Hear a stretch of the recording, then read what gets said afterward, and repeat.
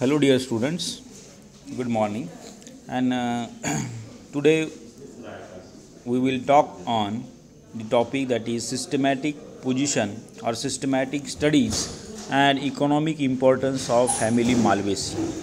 आता या आजच्या लेक्चरमध्ये आपण जे काही आजपर्यंत जे काही क्लासिफिकेशन सिस्टीम पाहिल्यात, Bentham and Hooker classification system पाहिली, त्यानंतर एंगलर अँड प्रँटल क्लासिफिकेशन सिस्टीम पाहिली, बरोबर. ह्या सगळ्या काही प्लांटच्या क्लासिफिकेशन सिस्टीम आहेत. मग आता यापैकी बेंथम अँड हुकर जी काही क्लासिफिकेशन सिस्टीम आहे, या क्लासिफिकेशन सिस्टीमनुसार आपल्याला आता या ठिकाणी काही प्लांट स्पेसीज जे आहेत त्याचा स्टडी करायचा आहे, टॅक्सॉनॉमिकली किंवा सिस्टमॅटिकली. तर मग त्यामध्ये सुरुवातीला systematic position of families of Polypetalae according to Bentham and Hooker system, तर ही या ठिकाणी दिलेली आहे. जसं की आता सही for example Bentham and Hooker classification सिस्टीमनुसार त्यांनी जे काही फॅनोरोगेम्स आहेत त्यापैकी पहिला ग्रुप आहे अँजिओस्पर्म. ठीक आहे, अँजिओस्पर्मिक प्लांट. अँजिओस्पर्मिक प्लांटपैकी पुन्हा दोन क्लास केलेले आपल्याला इथे दिसतात. That is first is the dicotyledon. पहिला क्लास आहे डायकॉटलिडॉन आणि दुसरा क्लास आहे मोनोकॉटलिडॉन. डायकॉटलिडॉन म्हणजे काय की ज्यामध्ये 2 कॉटलिडॉन्स ज्या एम्ब्रिओमध्ये आपल्याला पाहायला मिळतील, त्याचबरोबर रेटिक्युलेट व्हेनेशन लीफमध्ये आहे, ब्रांचड स्टेम आहे, टॅपरूट सिस्टीम आहे, अशा प्रकारचे प्लांट या डायकॉटलिडॉन या क्लासमध्ये इन्क्लूड केलेले आपल्याला दिसतात. मग आता या डायकॉटलिडॉनमध्ये सुद्धा पुन्हा आणखीन काही सब क्लासेस केलेले आपल्याला दिसतील. फर्स्ट सब क्लास आहे दॅट इज पॉलिपेटॅली. पॉलिपेटॅली मीन्स व्हॉट की अशा प्रकारचे अँजिओस्पर्मिक डायकॉटलिडॉनस प्लांट की ज्या प्लांटच्या फ्लावर्समध्ये त्याच्या पेटल्स ह्या एकमेकापासून फ्री असतील, सेपरेट असतील किंवा त्याच्यामध्ये सेगमेंटेशन असलेलं आपल्याला पाहायला मिळतं. So that is we called the Polypetalae. Poly means free and petalae means petals. त्याचे जे काही फ्लावरचे पेटल्स आहेत ते फ्री आपल्याला या ठिकाणी बघायला मिळतात. सो पॉलिपेटॅली. आणि मग या पॉलिपेटॅलीनंतर मग याच्यामध्ये पुन्हा 3 सिरीज आपल्याला या ठिकाणी पाहायला मिळतील. फर्स्ट सिरीज आहे Thalamiflorae, second one is the Disciflorae and third one is the Calyciflorae. मग या काही सिरीजपैकी पुन्हा आणखीन आपल्याला ऑर्डर केलेले आपल्याला दिसतात. थॅलेमिफ्लोरी इज फर्दर वर divided into 2 orders, Malvales and Parietales. Okay, order first Malvales, order second Parietales. मग माल्वेल्स ऑर्डर जी आहे ती या माल्वेल्स ऑर्डरची आपण इथे या ठिकाणी एक फॅमिली स्टडी करणार आहोत, माल्वेसी फॅमिली. आणि परायटेल्स ऑर्डरची एक फॅमिली आपण या ठिकाणी स्टडी करणार आहोत, ब्रासिकेसी फॅमिली किंवा क्रुसिफेर. त्याचप्रमाणे इकडे उजव्या हाताला कॅलिसिफ्लोरी सिरीज आहे. त्या कॅलिसिफ्लोरी सिरीजमध्ये ऑर्डर आहे रोझेल्स. रोझेस ऑर्डरची पहिली फॅमिली आहे लेग्युमिनेसी, सब फॅमिली पॅपिल्युनेसी किंवा फॅबेसी म्हणतात. त्याचबरोबर सब फॅमिली सिझाल्पिनेसी, सब फॅमिली मायमोसेसी, अशा ह्या 3 फॅमिली आहेत. आणि दुसरी एक ऑर्डर आहे अंबेलेल्स, त्याची अंबेलिफेरी. तर अशा ह्या सगळ्या काही फॅमिली जे आहेत या सगळ्या फॅमिली आपल्याला पॉलिपेटॅली या सब क्लासमध्ये डिवाईड झालेल्या आपल्याला दिसतील as per the Bentham and Hooker system. आता यापैकी आपण 1 बाय 1 एक फॅमिली किंवा त्या फॅमिलीचे कोणते कोणते प्लांट आहेत त्याचा आपण या ठिकाणी स्टडी करणार आहोत. जसं की firstly we will study on systematic studies and economic importance of some dicot plant families among the Polypetalae. त्यापैकी पहिली फॅमिली आहे माल्वेसी फॅमिली. ओके, आता ही माल्वेसी फॅमिली म्हणजे काय की ही एक प्लांटची फॅमिली आहे. फॅमिली म्हणजे काय तुम्हाला लक्षात येईल. पहिली गोष्ट, फॅमिली कशाला म्हणतात तुम्ही, तुमचं कुटुंब असते, बरोबर. आता ह्या कुटुंबात जेवढे काही सदस्य असतील त्या सगळ्या सदस्यांची आडनावं सेम असतात, हे की नाही. एकाच आडनावाची लोकं आहेत पण त्याचं प्रत्येकाचं वैयक्तिक नाव वेगळं असेल पण आडनावं मात्र सेम आहेत. म्हणून मग आपण ते मला म्हणतो की ते एका कुटुंबामधले आहेत. सेम कंडिशन इकडं सुद्धा आहे की काही ना काहीतरी एक सेम कॅरेक्टर, एक सिमिलर कॅरेक्टर आपल्याला या प्लांट्समध्ये पाहायला मिळतं. आणि म्हणून मग या सर्व काही प्लांटला एका फॅमिलीमध्ये क्लासिफाय केलेलं, वर्गीकरण केलेलं आपल्याला इथं दिसेल. त्यानुसार पहिली फॅमिली आहे माल्वेसी फॅमिली. त्याची सिस्टमॅटिक पोझिशन जर आपण पाहिली बेंथम अँड हुकरनुसार तर ही याप्रमाणे आहे. फॅनोरोगेम्स, अँजिओस्पर्म्स, ठीक आहे. नंतर class dicotyledon, subclass Polypetalae, series Thalamiflorae, order Malvales, family Malvaceae. आणि एंगलर अँड प्रँटल सिस्टीमनुसार जर त्याचं क्लासिफिकेशन पाहिलं तर they have classified this family as per division Phanerogams, subdivision angiosperms, class Dicotyledonae, subclass Archichlamydeae, order Malvales and family Malvaceae. याप्रमाणे याचं classification केलेलं आपल्याला दिसतं. मग आता फॅमिली माल्व्हेसी जी आहे ती या फॅमिलीमध्ये किती प्रकारचे प्लांट आहेत, किती नंबरमध्ये आपल्याला हे प्लांट या फॅमिलीमध्ये इन्क्लूड केलेले आपल्याला पाहायला मिळतात किंवा त्याचं वर्गीकरण या फॅमिलीच्या अंतर्गत केलेलं आहे. तर जगभरामध्ये जवळपास 82 जनरा आहेत, 82 जनरा. आणि या जनराच्या 1500 स्पेसीज या माल्व्हेसी फॅमिलीमध्ये क्लासिफाईड केलेल्या दिसतात. So in this family plants are cosmopolitan in distribution and they are distributed throughout the world.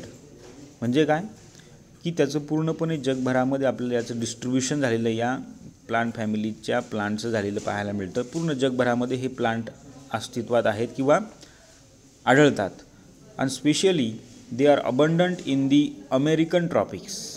यापैकी जास्तीत जास्त प्लांट स्पेसीज हे अमेरिकन ट्रॉपिकल कंट्रीजमध्ये आपल्याला दिसतील. So a large number of plants also occur in India. यापैकी बरेचसे काही खूप जास्त नंबर ऑफ प्लांट्स आपल्याला इंडियामध्ये सुद्धा पाहायला मिळतात as a wild as well as cultivated. आता वाईल्ड म्हणजे काय तर जंगली, डायरेक्ट जे काही जंगली म्हणा किंवा जे काही नैसर्गिकरित्या जे काही प्लांट आपल्याला इतर ठिकाणी नॅचरली आपल्याला मिळतात त्याला वाईल्ड असं म्हटलं जातं. म्हणजे त्याची पुरी लागवड केलेली नाही. आणि जर काही ते लागवड केलेली असेल, पेरलेले असतील किंवा उगवलेल्या काय म्हणतात त्याला प्लांटेड केलेले असतील तर त्याला कल्टिवेटेड असं म्हणायचं.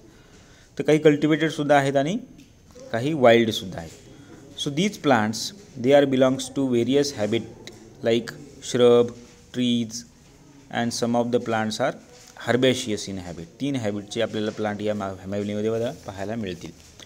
मग कोणते कोणते प्लांट कॉमन आहेत या फॅमिलीचे की जे आपल्या रिजनमध्ये पाहायला मिळतात. तर पहिलं प्लांट आहे बघा जसं की हिबिस्कस रोजा सायनेन्सिस. हे त्याचं बोटॅनिकल नेम आहे. त्याला कॉमनली जास्वंद असं म्हणतो आपण मराठीमध्ये. कॉमन नेम आहे चायना रोज इंग्लिश. जास्वंदाचं झाड आहे. त्यानंतर अंबाडीचं झाड आहे हिबिस्कस कॅनाबिनस. भेंडीचं झाड आहे. भेंडी जी काय आपण भाजीमध्ये भेंडी खातो ती लेडी फिंगर दॅट इज एबेलमॉस्कस इस्क्युलेंटस. त्यानंतर कॉटन आहे, कापूस. कापसाचं प्लांट जे सुद्धा ह्या फॅमिलीमध्ये येतं दॅट इज गॉसिपियम हर्बॅशियम. त्यानंतर अल्थिया रोझिया आहे, हॉलीहॉक किंवा ॲबिच्युलान ग्लॅंगटम आहे किंवा ॲबिच्युलान इंडिकम आहे. नंतर सीडा क्वाड्रिफोलिया आहे, सेंद्री त्याला म्हटलं जाते. माल्व्हा सिल्वेस्ट्रिस आहे. ही लहानशी हर्बेशियस प्लांट आहेत. पण आता ही जेवढी जी काही सगळी आत्ता मी प्लांट सांगितली याच्यापेक्षा अनेक प्लांट आपल्याजवळ 1500 स्पेसीज या फॅमिलीमध्ये आहेत. त्यातली ही काही कॉमन आपल्या आजूबाजूला आपल्याला ही प्लांट पाहायला मिळतात.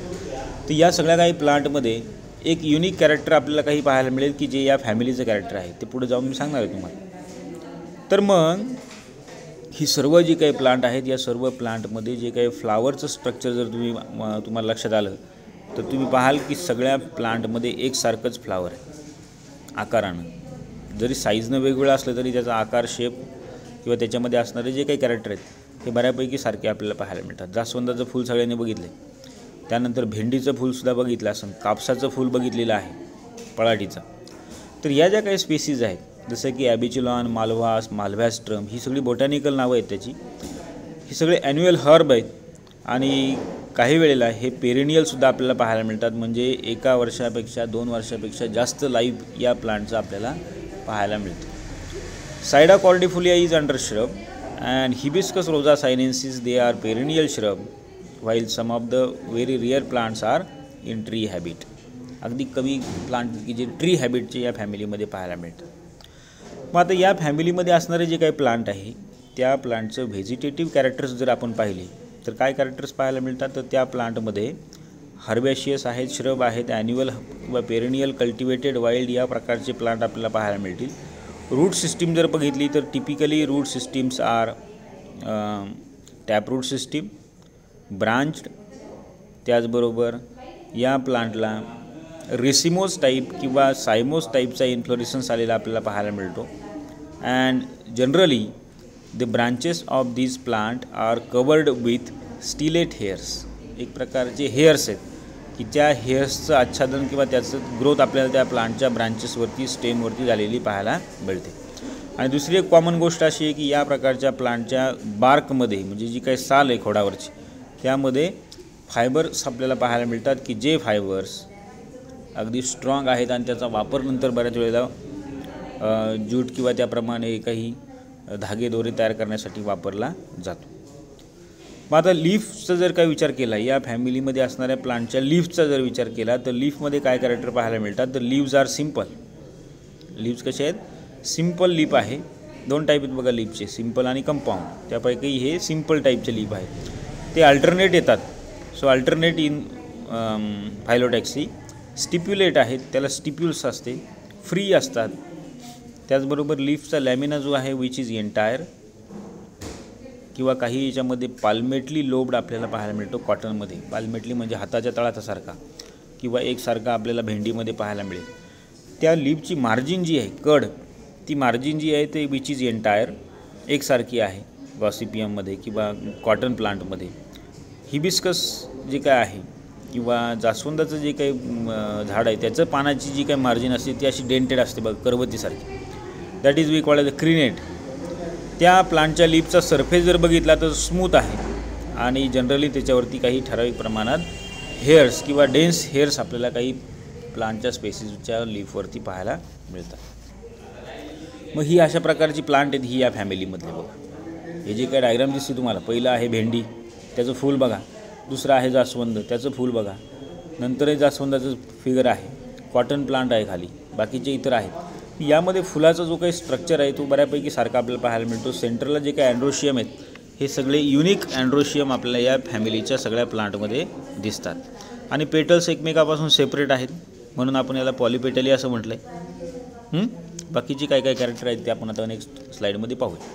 ही काही प्लांट आहेत बघा, जसं की मालवेसी फॅमिलीमधले सगळे काही प्लांट आहेत. मालवॅस्ट्रम आहे, कॉटन आहे. त्यानंतर इथं खाली इकडं उजव्या कोपऱ्यामध्ये त्या फ्लावर्सचे आपण क्लोज व्ह्यू इथं बघितलेले आहे. तर जवळपास ह्या फ्लावर्समध्ये एकसारखं काहीतरी कॅरेक्टर जे आहे, जसं की अँड्रोशियम आर सिमिलर.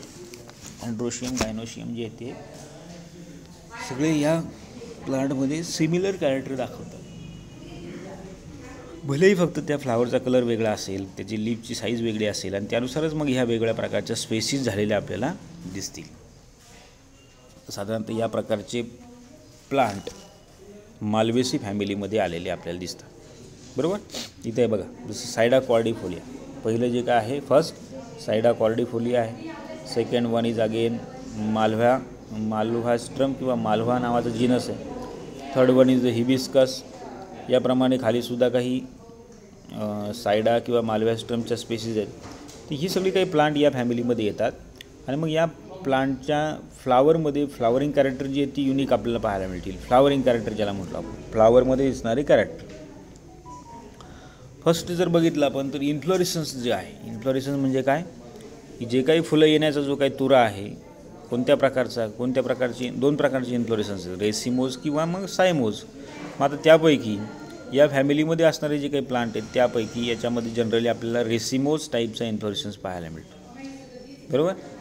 आणि हिबिस्कसमध्ये फक्त सिंगल फ्लावर येतं म्हणून आपण त्याला म्हटलं आहे सॉलिटरी ॲक्झिलरी रेसिमोज.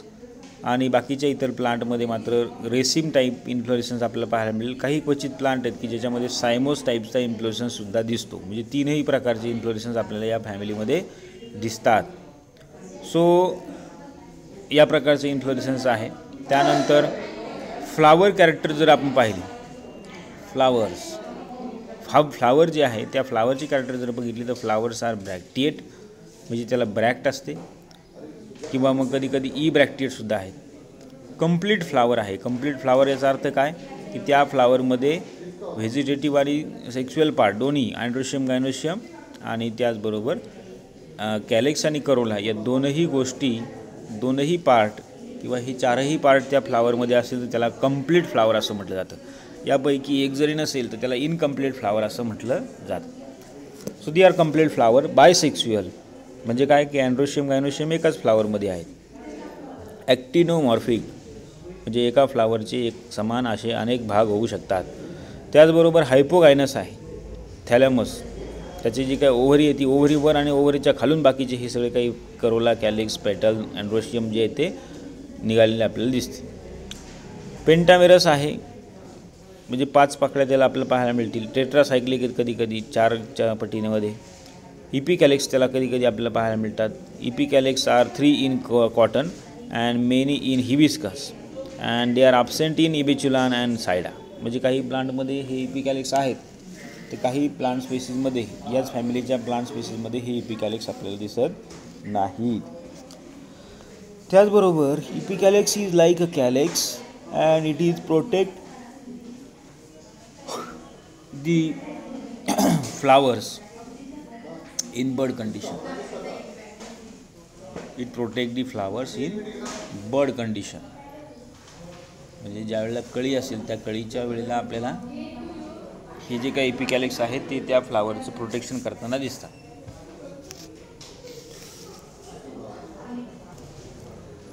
ओके.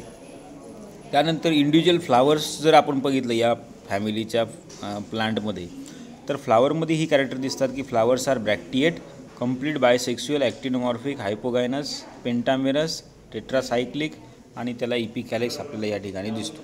ठीक आहे. आता त्यानंतर कॅलिक्स आहे बघा. आता ही कॅलिक्स, फ्लावर, करोला, अँड्रोशियम ही सर्व काही कॅरेक्टर आपली सेकंड सेममध्ये आपण मॉर्फॉलॉजीमध्ये शिकलो आहे. एकदा पुन्हा रिव्हिजन करून घ्या नीट व्यवस्थित. मग नंतरचं कॅरेक्टर आपल्याला पाहायचं ते म्हणजे कॅलिक्स. बरोबर. कॅलिक्स म्हणजे हिरव्या रंगाचे जे काही पेटल्सच्या खाली जे काही पार्ट आपल्याला पाहायला मिळतात त्याला आपण कॅलिक्स असं म्हणतो. आणि त्यातल्या एका सिंगल याला सेपल असं म्हणतो. तो सेपल्स आर 5. किती असतात या प्लांटमध्ये? 5 सेपल असतात. गॅमोसेपॅलस असतात, ते बऱ्याच वेळेला एकमेकाला जोडलेले असतात. गॅमो मीन्स जॉईंटेड. ग्रीन कलरचे आहेत. ट्युब्युलर आहेत. ट्युब्युलर म्हणजे काय की ट्यूब फॉर्म करतात.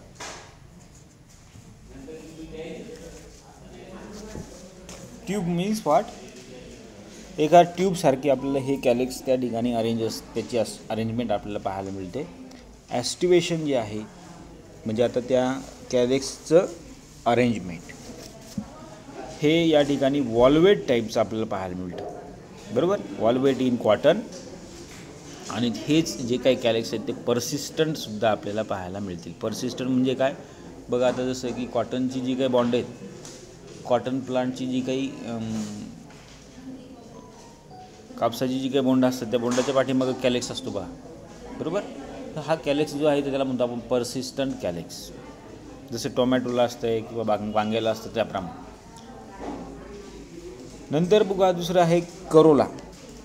करोला म्हणजे ज्या काही पाकळ्या आहेत फ्लावर्समध्ये, तर ते करोला आर 5. पेटल्स आपण ज्याला म्हणतो सिंगल याला, पेटल्स आर 5.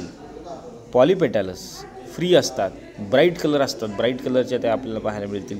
डार्क कलर आपल्याला त्याच्यावरती आपल्याला दिसतं हिबिस्कसमध्ये, जसं की जास्वंदामध्ये आहे, भेंडीच्या फुलामध्ये आहे, इतर सगळ्यामध्ये. They are attractive colour. And aestivation जर आपण पाहिलं त्याचं, तर ट्विस्टेड ॲस्टिवेशन आहे. एकमेकाच्या ट्विस्ट झालेले आपल्याला ते दिसतात. अँड्रोशियमचा विचार केला तर अँड्रोशियम्स आर स्टॅमेन्स आर इनडेफिनाईट. इनडेफिनाईट म्हणजे मोजता न येण्याइतके, म्हणजे अनेक स्टॅमेन्स त्याच्यावरती ते अँड्रोशियममध्ये आपल्याला दिसतील, अनेक. ओके. इनडेफिनाईट. मोनो ॲडल्फस, सगळे जे काही स्टॅमेन्स आहेत ते सगळे एका ठिकाणी चिटकलेले, एका ट्यूबवरती चिटकलेले आपल्याला दिसतात. फिलामेंट्स जे आहेत त्या अँड्रोशियमचे, they are united and forming a distinct tube. That tube is called as staminal tube. कोणती स्टॅमिनल ट्यूब आहे या ठिकाणी? ही सेंटरला मध्ये बघा, ही जी काय आहे ही पूर्ण ही स्टॅमिनल ट्यूब आहे. त्याच्यावरती आलेले हे जे काही लाल कलरचे आहेत हे स्टॅमेन्स आहे. ही एक ट्यूब आपल्याला पाहायला मिळते. तुम्ही ओरिजिनल ॲक्च्युअली फ्लावर बघा, त्या फ्लावरमध्ये तुम्हाला लक्षात येईल. ओके. प्रत्येक प्लांटमध्ये मग प्रत्येक फ्लावरमध्ये तोच प्रकार आपल्याला दिसतो. इकडे दिसतो, इकडं आहे, किंवा मग याच्यामध्ये सुद्धा आतमध्ये तोच प्रकार आपल्याला दिसेल. ओके. तर याप्रमाणे स्टॅमेन्स जे आहेत ते they forming the staminal tube. Then मग त्याच्यावरती जे काही अँथर आहेत, they anther are free. Staminal tube remain attach to the petals at the base and hence the condition that is epipetalous conditions are for. epipetalous म्हणजे काय, या ठिकाणी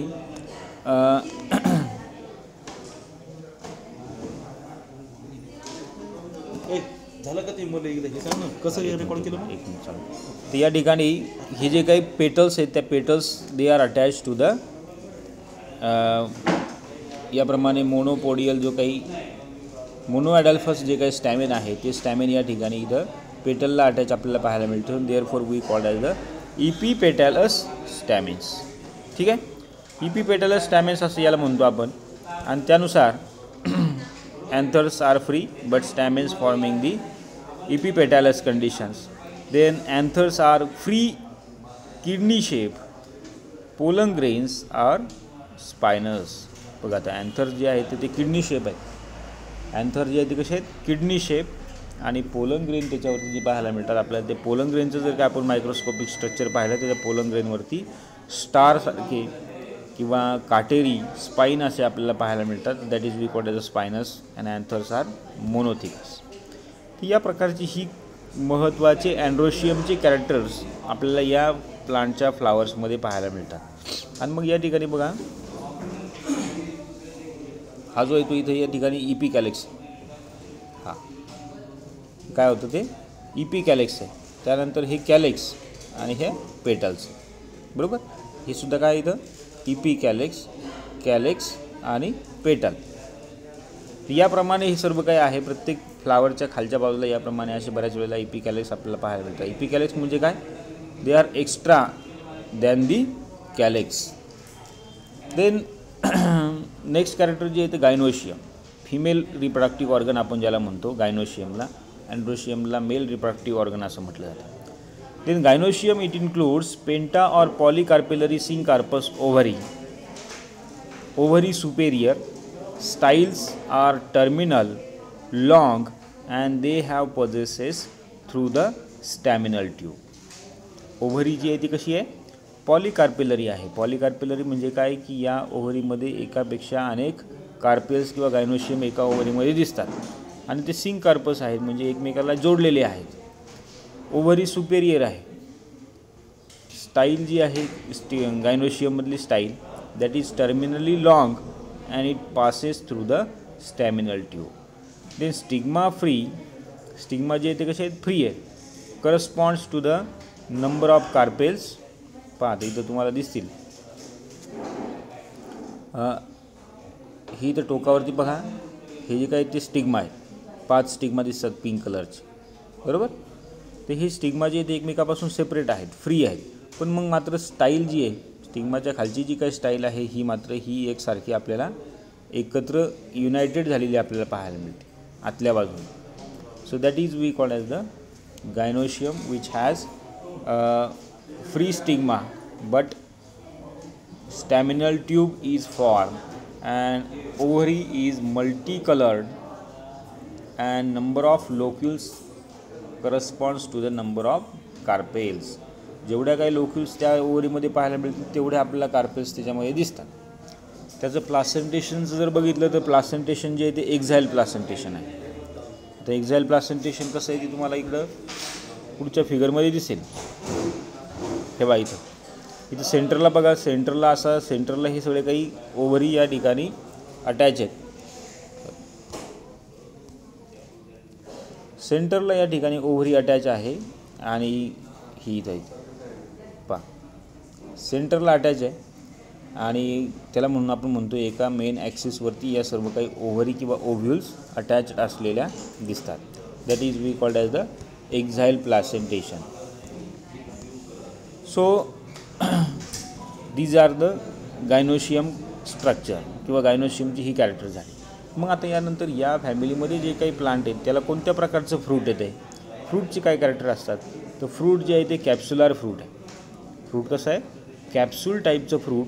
लोक्युलिसायडल, लोक्युलिसायडल म्हणजे काय की त्याचे पार्ट्स होतात, डिव्हाइड होतं. जसं की से फॉर एक्झाम्पल कॉटनचं म्हणजे कापसाचं जे काही बोंड आहे ते फुटतं बघा, किंवा भेंडी असेल तर ती भेंडीसुद्धा नॅचरली डिहायस होते, फुटते आणि त्याच्यापासून त्याचे लोक्युल्स जे आहेत ते बाहेर पडलेले आपल्याला दिसतात. तर अशा प्रकारची हे कॅप्सूल टाईपचं फ्रूट लोक्युलिसायडल कॅप्सूल जी आहे ती कॉटनमध्ये आपल्याला पाहायला मिळेल. सिम्पल ड्राय डिहिशनसुद्धा काही फ्रूट आहेत, ड्राय आहेत आणि जे डिहायस होतात म्हणजे फुटतात ॲटोमॅटिकली नॅचरली स्प्लिट होतात आणि त्यातनं त्या बिया ज्या आहेत त्या बाहेर पडतात. त्याच्यामध्ये कोणत्याही प्रकारचा पल्प नाही. सो फ्लेशी फ्रूट नाही आपण म्हणलं. कोणत्या टाईपचं आहे? सिम्पल टाईपचं फ्रूट आहे. हे लास्ट सेमिस्टरला तुमचं झालेलं लक्षात घ्या. फ्रूटचे सुद्धा 3 टाईप आपण बघितले होते, सिम्पल फ्रूट, फ्लेशी फ्रूट आणि कंपाऊंड फ्रूट. तर याप्रमाणे फ्रूट आहे. सीडचा जर आपण एक विचार केला तर सीड्स आर एंडोस्पर्मिक. एंडोस्पर्म असतो त्या सीडमध्ये नो डाऊट. त्याचबरोबर हेअरी असतात म्हणजे त्याच्यावरती भरपूर सारे हेअर्स आहेत किंवा काही वेळेला स्मूथसुद्धा आहे. कॉटनमध्ये seeds are hairy and these hairs are extension of the seed wall. आणि मग त्या सीडचे जे काही हेअर्स आहेत त्याचं इतकं मोठं एक्सटेन्शन झालेलं असतं की त्याचाच वापर आपण कॉटन फायबर म्हणून करतो. बरोबर, कॉटन फायबर म्हणून ते आपण वापरतो. Which is made up of by cellulose and generally they are use as a cotton fibre. सेल्युलोजपासून तयार झालेले असतात आणि या फॅमिलीमध्ये जे काही कॉटन आहे, कॉटन किंवा बाकीचे जे काही प्लांट आहेत यापासून अशा प्रकारचा कापूस किंवा कॉटन जो आहे तो आपण नंतर टेक्स्टाईल इंडस्ट्रीमध्ये म्हणा किंवा कपडे तयार करण्यासाठी त्याचा वापर झालेला आपल्याला पाहायला मिळतो. सो इन ॲबेलमॉस्कस इस्कुलेंटस म्हणजे ही भेंडी जी आहे त्या भेंडीमध्ये त्याचे जे सीड आहेत ते स्मूथ आहेत, त्याच्यावरती कोणत्या प्रकारचे हेअर्स आपल्याला दिसत नाहीत. भेंडी जी आपण भेंडीची भाजी खातो ती. मग आता लास्टली या फॅमिलीमध्ये जे काही प्लांट आहेत त्या प्लांटचं पॉलिनेशन कशा प्रकारे होतं आहे तर pollination plants they are belonging to family Malvaceae. They shows cross pollination by insect which get attracted for honey secretion at the base of petals. म्हणजे बघा हे बऱ्यापैकी जे काही प्लांट आहेत हे सगळे क्रॉस पॉलिनेटेड आहेत. म्हणजे त्याचं अँड्रोशियम खाली आहे, गायनोशियम वरती आहे, त्यामुळे त्याला कुठल्या ना कुठल्या तरी एक्सटर्नल एजंटची आवश्यकता असते पॉलिनेशन होण्यासाठी. आणि त्यामुळे मग या ठिकाणी माल्व्हेसी फॅमिलीमध्ये क्रॉस पॉलिनेशन झालेलं आपल्याला पाहायला मिळतं. वेगवेगळ्या प्रकारचे जे काही इन्सेक्ट आहेत हे इन्सेक्ट त्या फ्लावर्सवरती व्हिजिट करतात. त्या फ्लावरमध्ये मोठ्या प्रमाणामध्ये नेक्टर सिक्रेट होत असतो आणि तो नेक्टर खाण्यासाठी, ॲब्झॉर्व करण्यासाठी या ठिकाणी वेगवेगळ्या प्रकारचे कीटक त्या ठिकाणी व्हिजिट करतात आणि त्या कीटकाच्या थ्रू त्याचं पॉलिनेशन झालेलं पाहायला मिळतं. पॉलिनेशन म्हणजे काय? That is transfer of pollen grains to the stigma. बरोबर. तर या सगळे काही कॅरेक्टर्स आपल्याला या फॅमिलीच्या प्लांटमध्ये पाहायला मिळतील. आता आणखीन काही कॅरेक्टर आपल्याला पाहायचे, त्याची डायग्नॉस्टिक कॅरेक्टर पाहायची. फ्लोरल फॉर्म्युला आहे, इकॉनॉमिक इम्पॉर्टन्स आहेत. बरोबर. ही सगळी काही डायग्नॉस्टिक कॅरेक्टर, डायग्नॉस्टिक म्हणजे काय महत्त्वाची कॅरेक्टर आहेत. इकॉनॉमिक इम्पॉर्टन्स आहेत आणि त्याचबरोबर या फॅमिलीमधल्या प्लांटचं एक बेसिक स्ट्रक्चर या ठिकाणी दिलेलं आहे. हे मात्र आपण आता नेक्स्ट लेक्चरमध्ये घेऊया.